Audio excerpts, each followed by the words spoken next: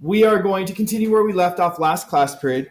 You notice I gave everybody, I do want these back, and please don't write on them, a pair of really cool glasses. And that's because the first thing we're talking about is identifying atoms using the spectroscope. Now, these glasses are kind of a spectroscope. What they have is a whole bunch of little slits, and it's both vertical and horizontal, which means that you have the same action going in both vertical direction and horizontal direction. These are actually made for kids to enjoy at a party. But what happens when light goes through these is colors bend. You probably didn't know that light bends around corners, but it does. We know that sound bends around corners. If I went outside and stood where you couldn't see me and spoke, you'd be able to hear me, but you wouldn't be able to see me. So you'd say, sound bent, but not the light. The light bends, it's just not as noticeable. So with all of these little slits, the light bends, and different colors will have what we call constructive interference add together to give us that color constructively at different angles. So if you look like if the light's up above, look at a light that's off in the distance from you, and you should see that the light is not just white light, but you actually have different colors there. What colors do you see for our lights? Red, orange, yellow, green, blue. You see something different than I see.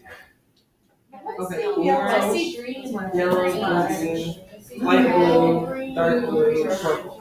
I'm confused. Which lights are we looking at? Look at a light that's at a distance, so you don't have a mixed. Yeah. Well, actually, even with there, I can see because I don't know. In the distance, They're mixed. They're not mixed together. at the different lights, you should see distinct colors. There should be one that's an orange color, one that's a faint yellow, one that's a green, I one see that's a red. light blue, and one that's a deep blue. I have red, orange, green, and purple. Wait, why And is blue. this? Why? There's no yellow. Teal. There's actually no red. It's orange. It's red orange. But That looks red to me. Okay. But what we're seeing is that the light is actually composed of different colors. Our eyes actually only can see three colors: red, green, and blue. Hence, those are what we call the primary colors of light. Now, I say you can only see them. Those are the peaks, or those are where they see best. And we determine colors by how much of the one that sees red best is active, how much of the one that sees blue best is active, how much of the one that sees green best is active. That's how we determine colors. Now, why are we talking about this in chemistry?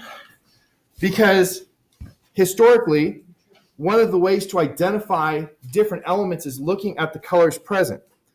So we call this the atomic spectrum, and the actual, remember we talked about the different models of the atom. One of the big things that required a quantum model, such as Bohr came up with, was because when you look at the spectrum of hydrogen, you see very specific colors. You don't see a continuous range of colors. And the theory is that electrons are falling from one electron energy state to another to produce those colors. So we can look here. I trust that's out of focus and it's not the glasses. And we actually see different colors present when we look at different gases. Now we're going to look at two things here. So in a moment I'm going to turn off the lights, and then I'm going to turn on this bulb, and I'm going to have you describe what you see from it. And of course I have to turn off the screen as well, or else that kind of screws things up. So right now you see nothing, right? No. Yeah, yes, please. The doors Yeah, are super pretty. Without the glasses, you don't see much of the cool stuff. So there it's just a little bit warm. Now when I say a little bit warm, yes, it would burn me. But it's a piece of metal in there that's been warmed up. So what color would you say it is if you look directly at the filament? Orange. If you look off to the side, what do you see? I see Nothing. I see red and green. It's still orange. I mean, Maybe there's like like, yellow. It's just orange. yeah. I guess You don't see the anything? lights. If you should see the orange right here, and then if you look out to the side, you should see a rainbow that looks like it starts at green Okay. and then yellow and red. Yeah. Is this supposed to be on the projector? I see it. Is it supposed to be on the Oh, No, it's supposed to be right here in front of me. I don't see. No, I see it very it's far like away. I see it. Well, yeah. And then the window. What are we supposed to see? How far away it is depends on how far away you are, because it's at a specific angle. So you should see a rainbow. I don't know how far away, maybe out here, where you see green and moving on out. Here, it's right there. It's going to be different for where people are sitting. I see it now. Okay, so when we look at this, we have what we call continuous spectrum because we have continuous light. But notice it's kind of missing the blue. Now if I make it hotter, Whoa! now how would you describe the color? Purple, blue, green, I mean the central, the light itself. It's yellow and orange. Okay, more yellowish, and when you look at the rainbow, you see Blue, purple. a little purple and blue, but not much, still going out to red. As I heat it up more, Oh my god! now you would say it's white, but what's going on with the blue now? It's white. It's got a lot of blue now. So what we see is as we raise the temperature, we get more of the blue light. The blue light is shorter wavelengths. So when you raise the temperature, you get more of the short wavelengths. And so I go to my brightest and you have the most cool thing. But what we see here, we call a continuous spectrum. It has all the different colors. We can't identify something by looking at all the colors. So we go to plan B. And, okay, I'll leave it on for a second while I find where I put here's my 3 bulbs. Does it work? Helium. Oh my goodness. I honestly don't know which bulb is which. One will be hydrogen and one will be mercury. So we'll see which one is which here.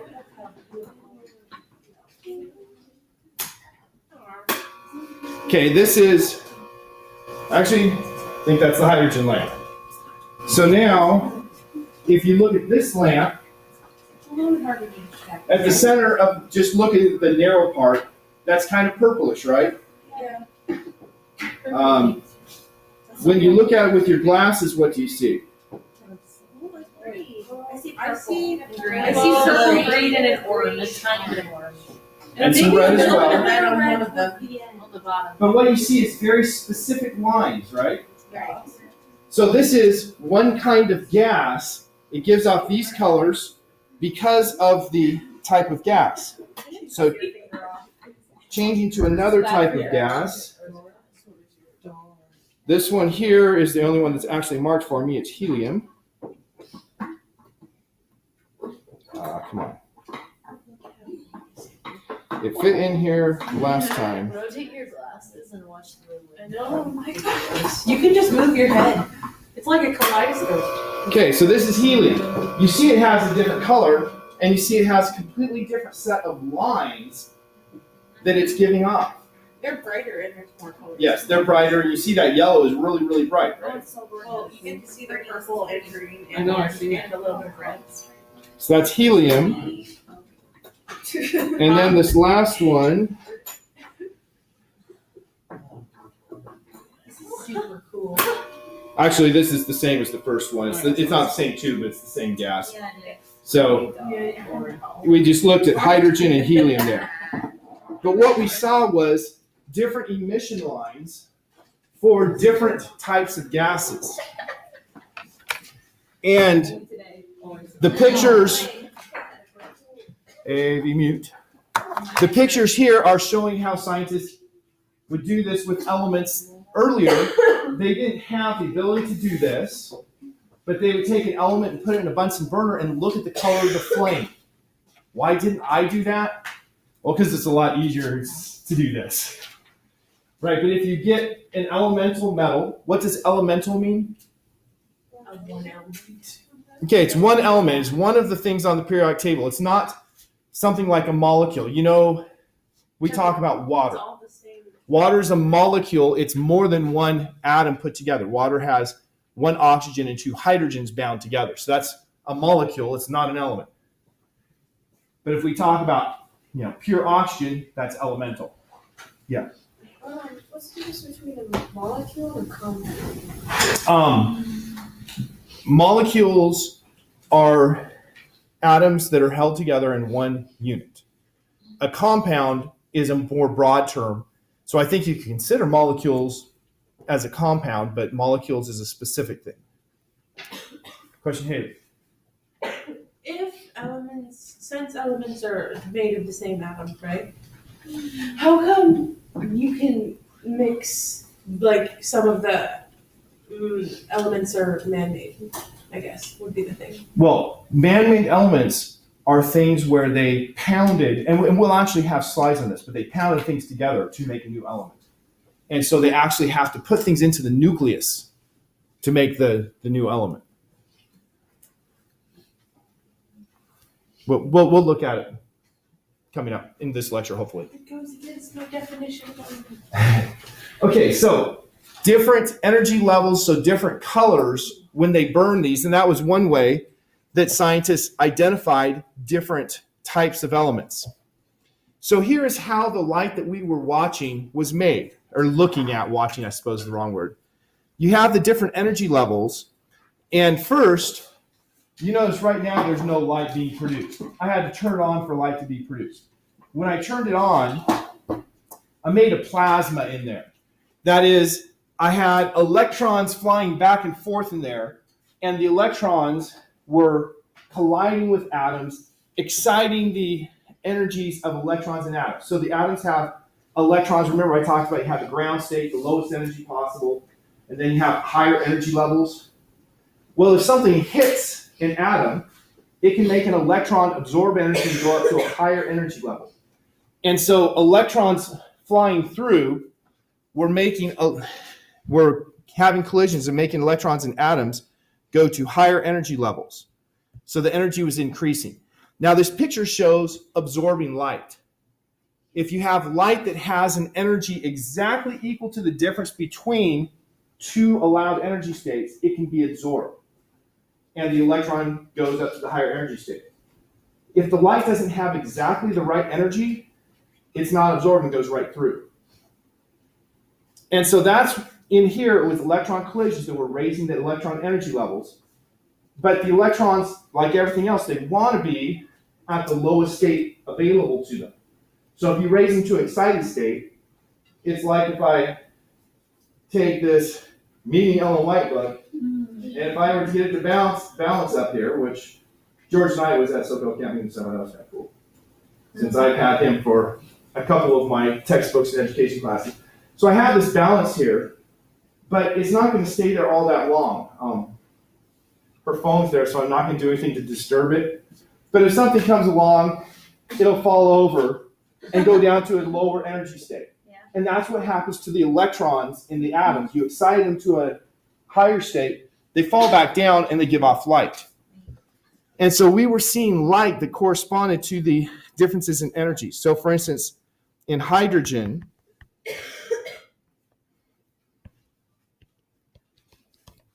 we have these energy states, and so it can give off light that has an energy equal to this energy difference. So this is, what's 13.6 divided by 4? About 3 something, 3 point.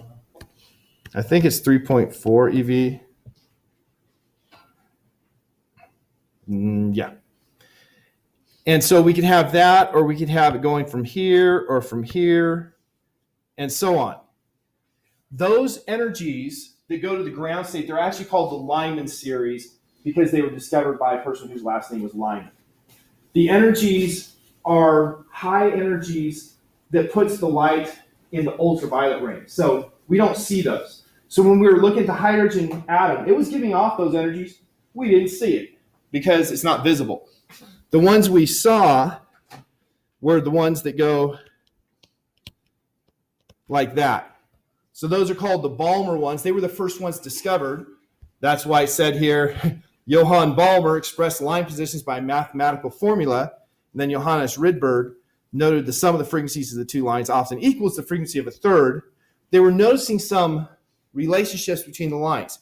If you look here like at the strontium, you can see that it seems that there are groups of lines, and those are because you're falling to a different energy state, falling to, the lowest one or the next lowest one or so on. So looking at this with the spectrometer, with the little glasses that I do on back after class, helps us to see something about the energy levels of electrons in an atom. Hence why it's part of what we're covering in chemistry. And so by careful measurement, you can actually relate the energy differences to what you see. So our first clicker question. The hydrogen spectrum consists of many spectral lines. How can this simple element have so many lines? That was a clear answer.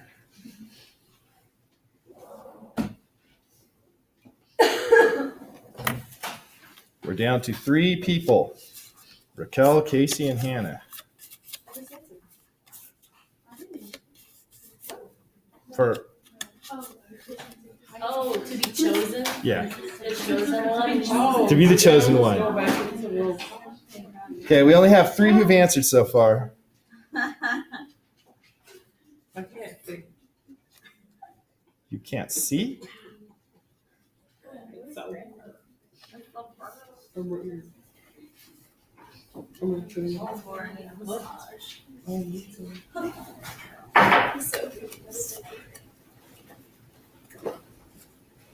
By the way, while people are doing this, everybody remember that there was homework due today, right? Well, it still is. It's not due yet. Yes.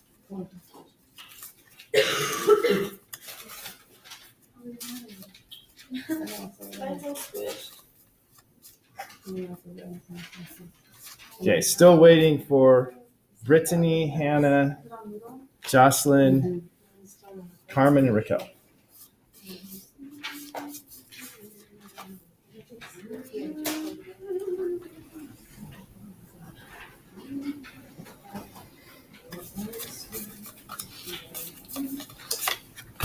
It's gonna be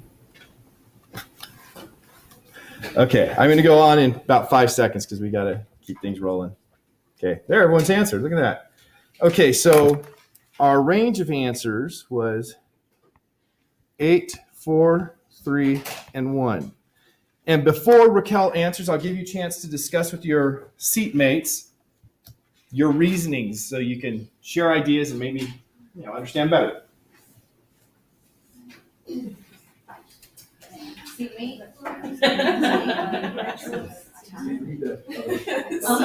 saying.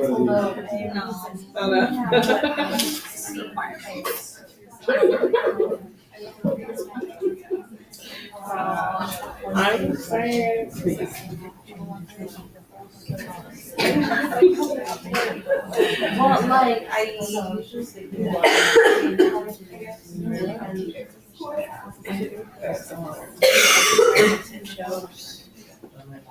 Does that make sense? I think they collide.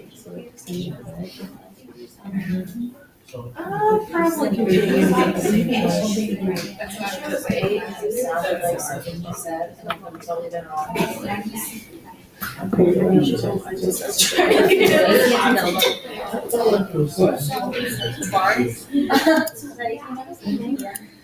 Well, how does it receive different energy levels? That's what we just said. Okay, let's go ahead and answer a second time. I don't know, we're probably wrong. Oh, You said do it again. Yeah, answer again. And then Raquel, who has been paying attention, talking to Hannah, will give us her explanation.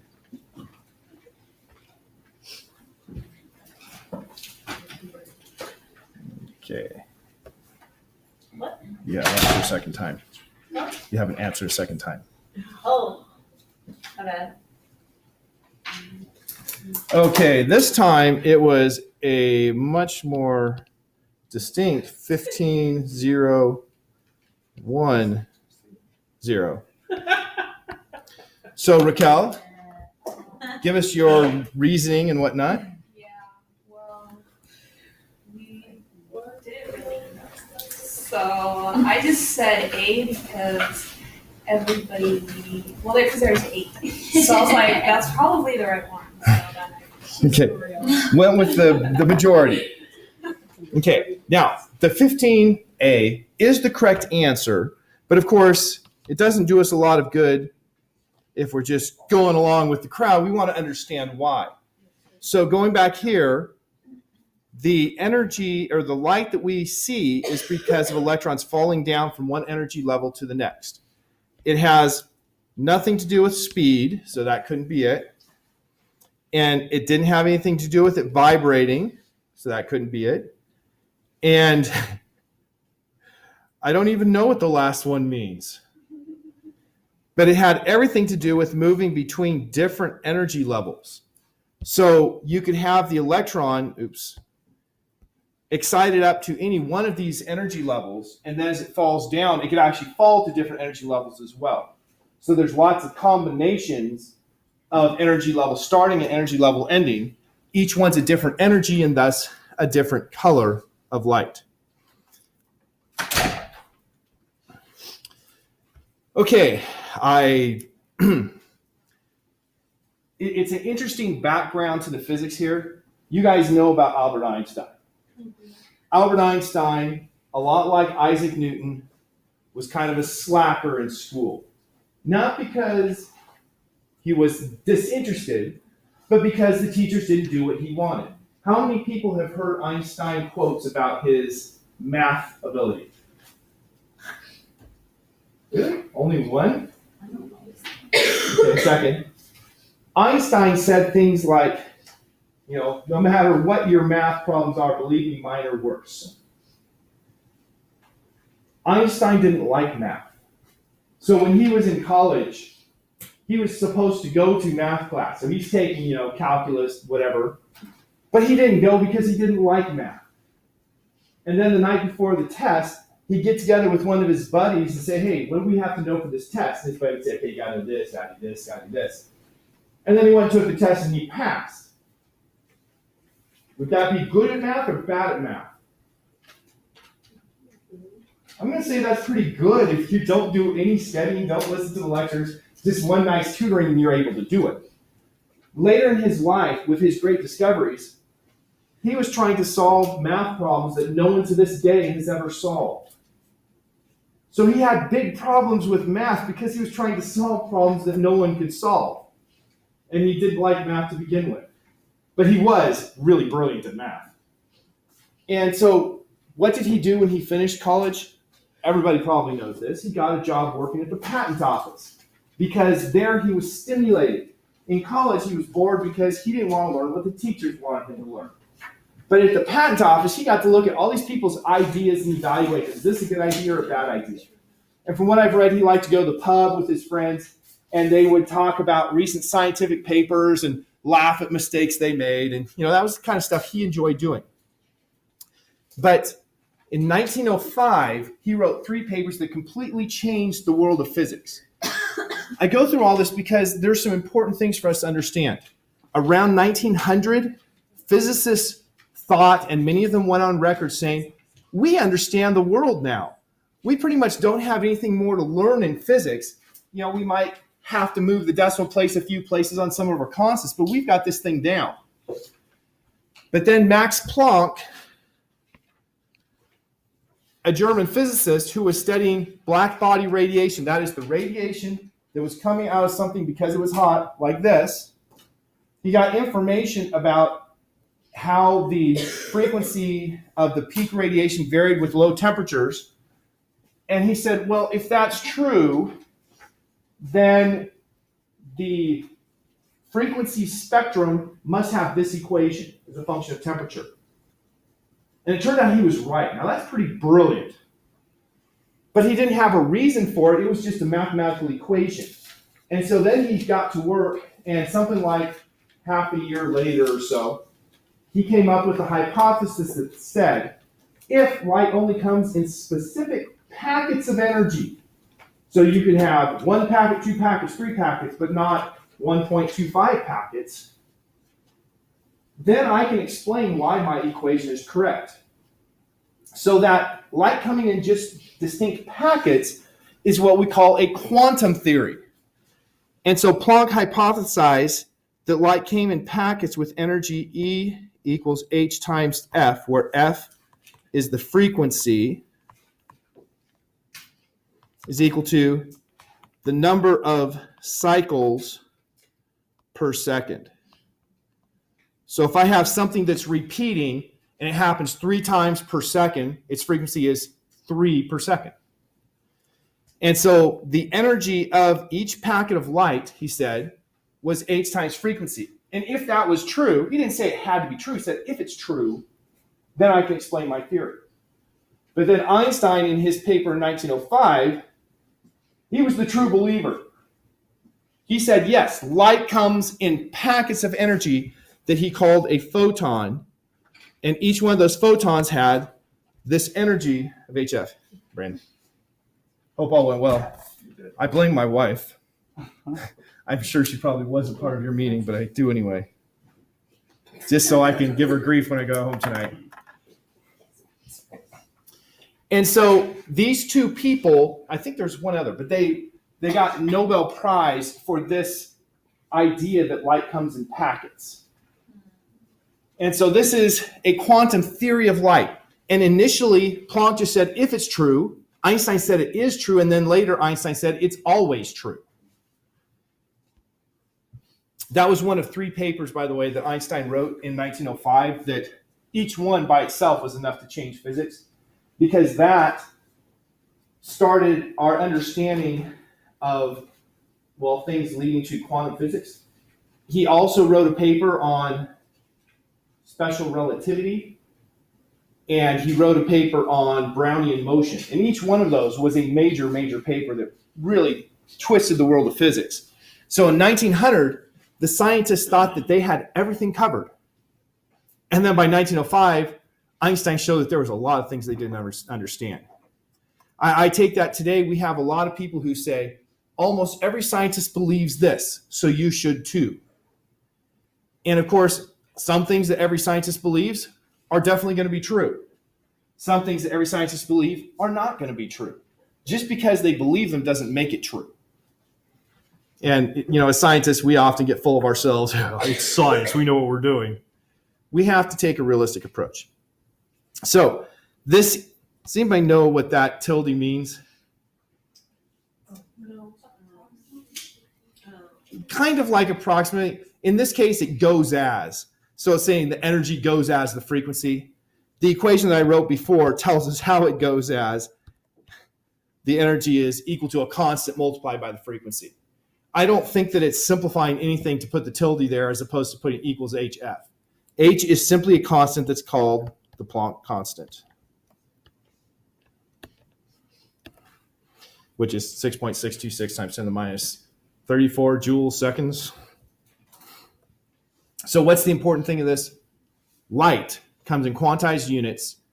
And if we have light that has an energy equal to a gap and it strikes a molecule or an atom, the light will be absorbed because it equals the gap between 2 energy states.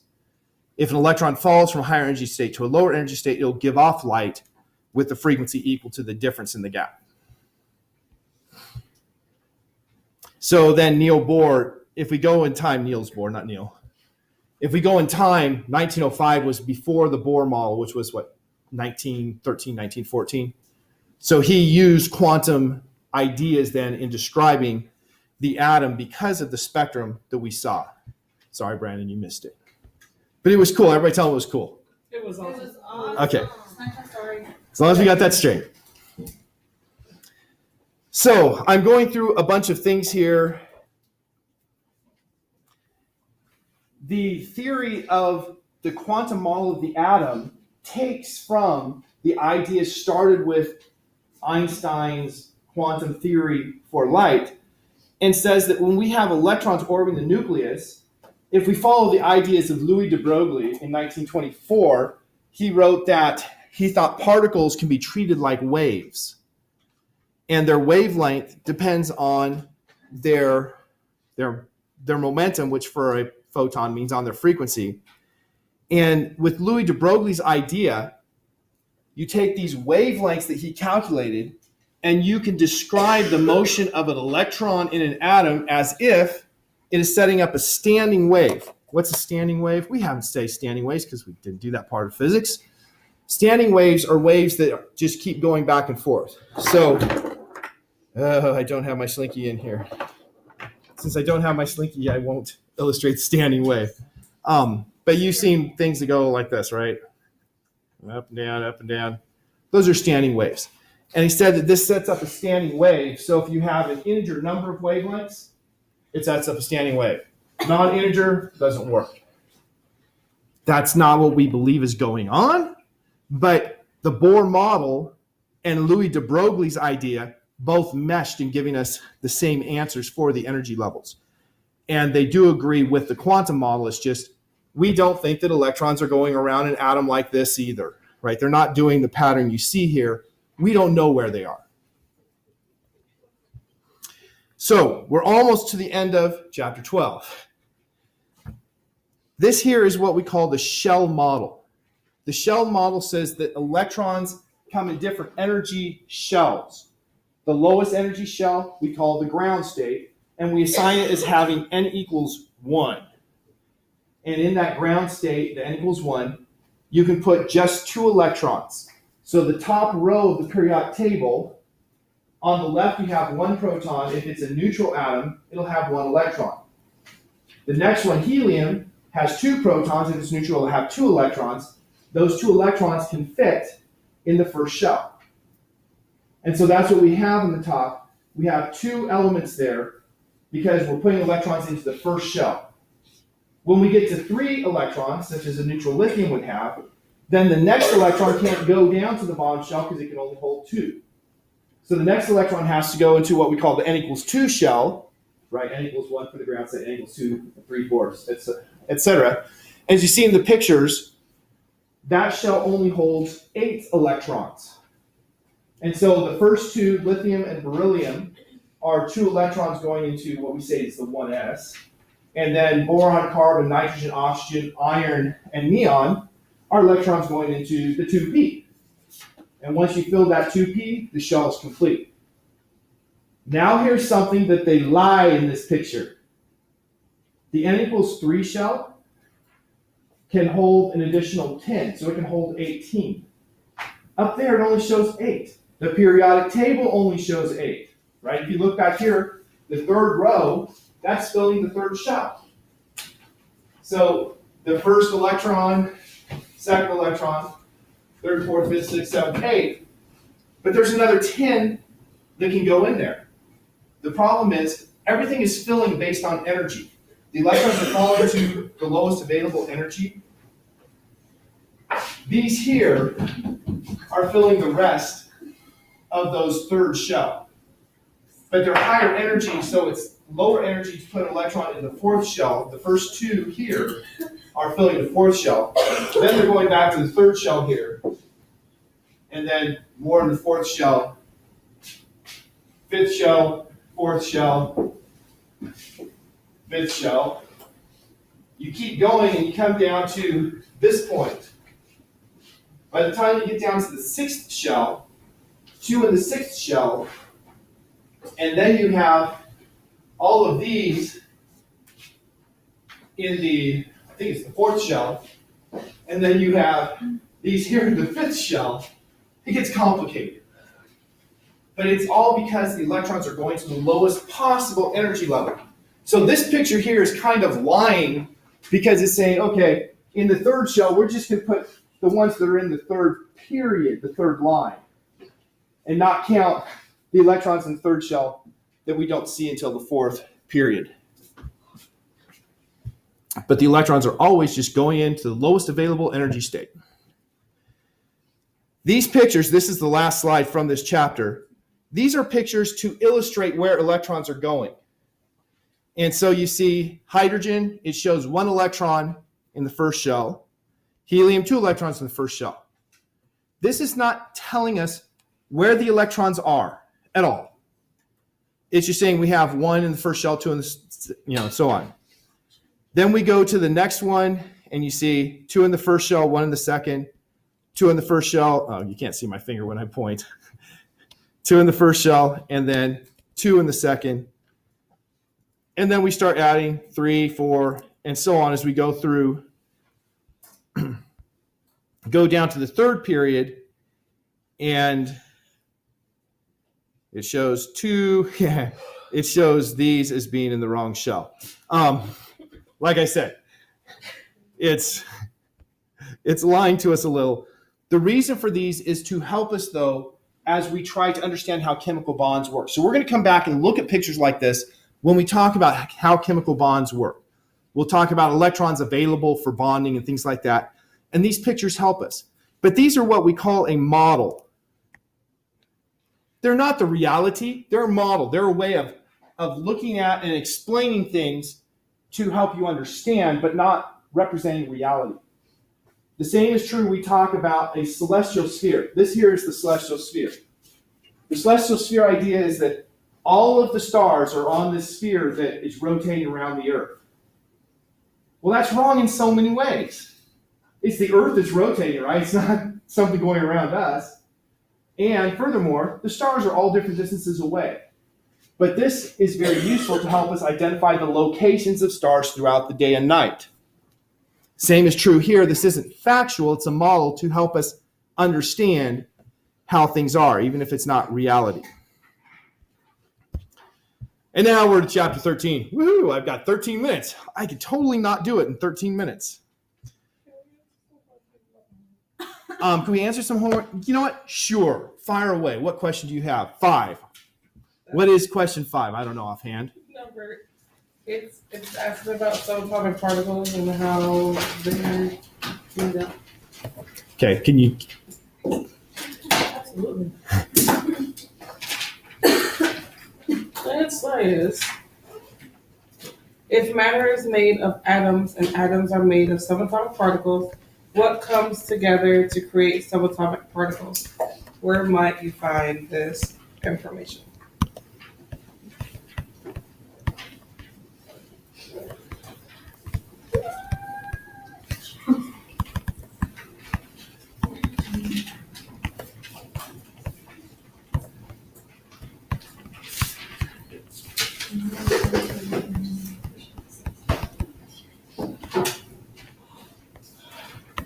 Okay, let's start with answering things that aren't asked.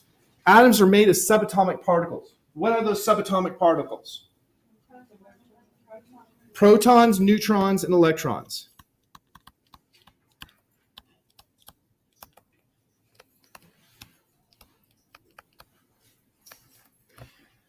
So then the question says, what would those be made of? And where could you find information? I don't know if I have the right poster back here or not. I know I have one that's better.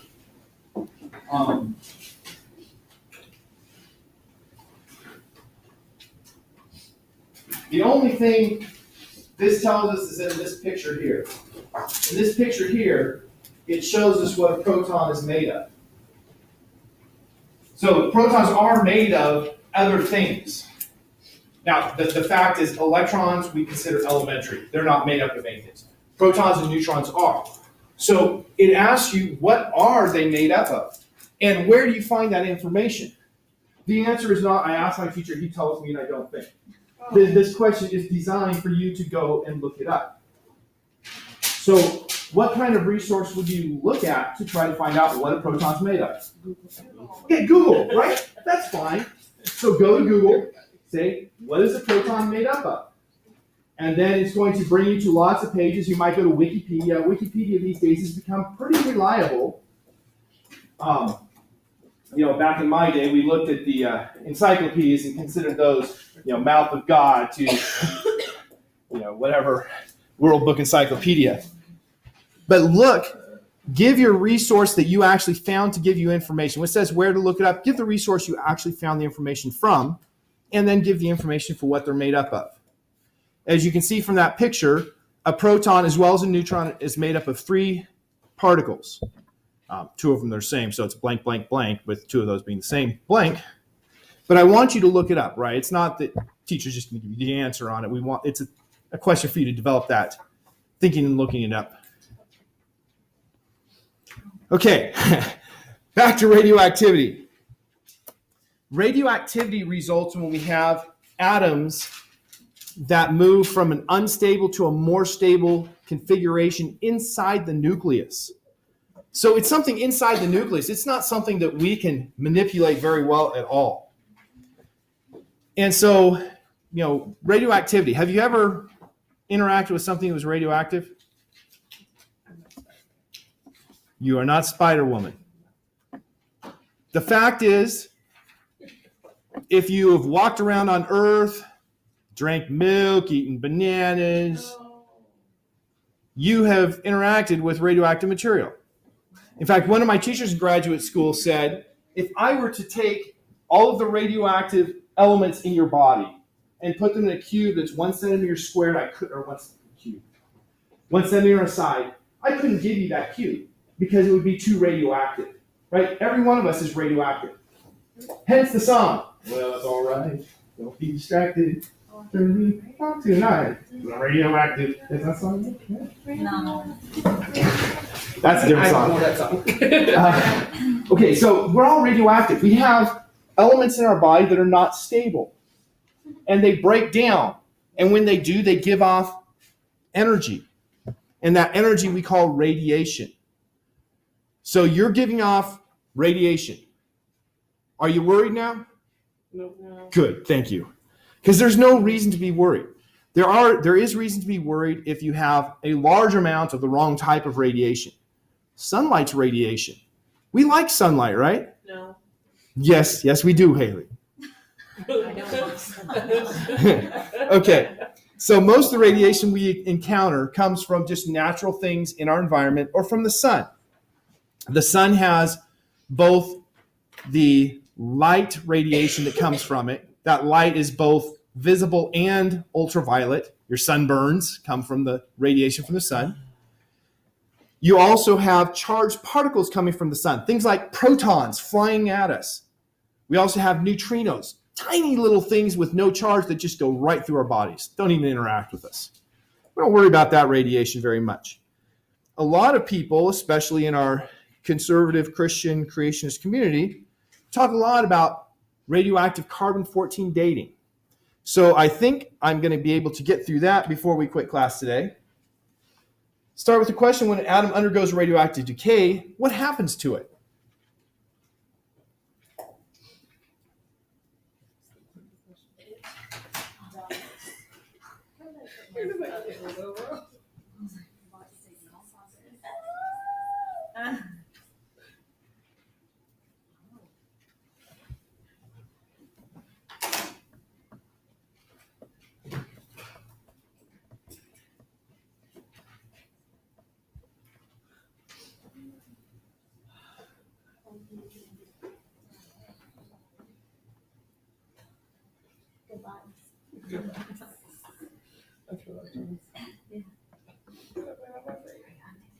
Okay, Brandon, Raquel, Haley, Hannah.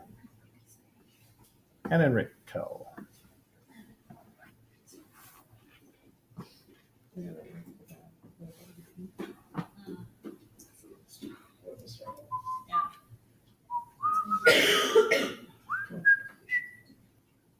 Can't go quite high enough.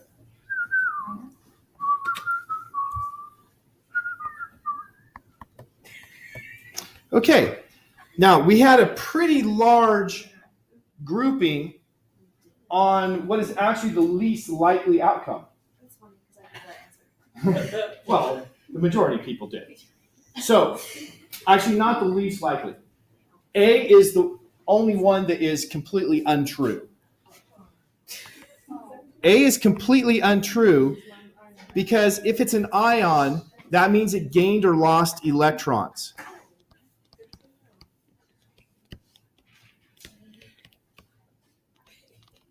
Where are electrons located in an atom? They're around them, not in the nucleus. And so, since radioactive decays involve the nucleus, it's not going to make it an ion of the same element. So that's the only one that can't be true. Now, the one that you were supposed to answer, the one that the textbook considers right, is this one here. It may or may not turn into a completely different element. Well, actually, they probably went with this because that's the simpler answer.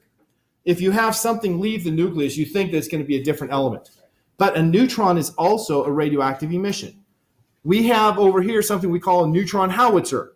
It's kicking off huge amounts of neutrons. If you kick off a neutron, you change the number of neutrons in the nucleus, but not the number of protons. Hence, it's a different isotope of the same element. So the best answer here was may or may not turn into a completely different element. If you kick off a proton, clearly it's a different element. If you kick off an alpha particle, it's clearly a different element. If you kick off an electron, and now you should say, wait, you said electrons weren't in the nucleus. They're not. But the nucleus can still emit an electron that doesn't even exist there. What it does is it creates an electron.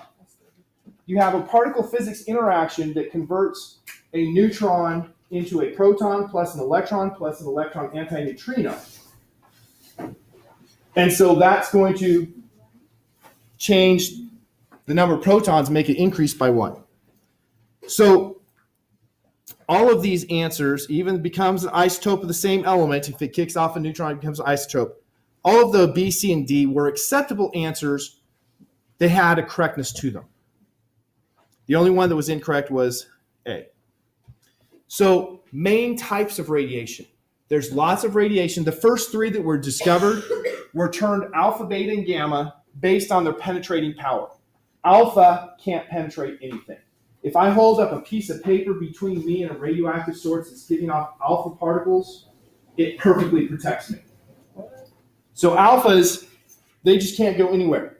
Careful observation of alpha particles shows that they have a positive charge and they're quite massive.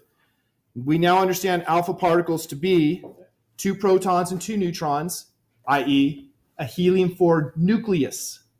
It doesn't have electrons, so it's not a neutral helium-4, it's the nucleus of a helium-4. 2 protons, 2 neutrons. A beta has a negative charge, and it turns out that betas are electrons. So that's what I was talking about. There's no electrons in the nucleus, and yet the nucleus ejects electrons because it creates them and then ejects them.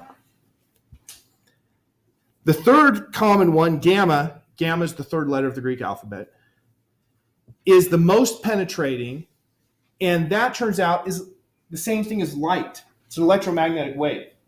So when you hear people talk about gamma rays, they're talking about the same type of thing as light waves. It's just a much higher energy, a much higher frequency, as we saw from Einstein's equation. So those are our 3 common types. Other types, there's a beta plus, where you kick off a positron. A positron is exactly like an electron, but positive charge. Those don't exist in the nucleus either. They have to be created. And you have neutron emission. There's one more. There's electron capture that's a common one, but I'm not even going to talk about. So here's a rundown of the alpha particle. I've already gone through everything on here, so I'm just going to go to the next one. Beta particle, much more concerned about beta particles. If you have cancer, one of the treatments you can have is electron radiation. They're not going to use a radioactive sample to use beta particles, but electron is a beta particle.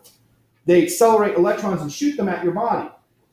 And as the electrons go into your body, the kinetic energy of the electron is absorbed by your body.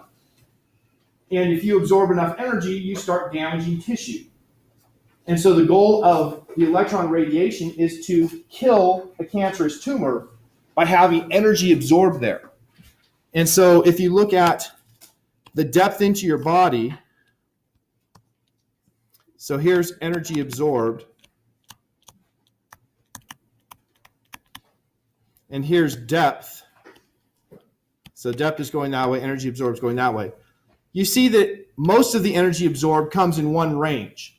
And so they try to go different paths to limit how much energy is absorbed outside of the tumor and get most of it absorbed by the tumor.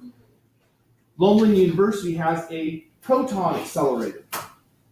They accelerate protons and shoot them at people. The protons is better at this because protons have a higher mass. Because they have a higher mass, this profile of the energy deposition is less until you get to where the tumor is, and then it goes like that. So you have less tissue damage other than where the tumor is with the proton treatment. That's why they do it. Okay, we're out of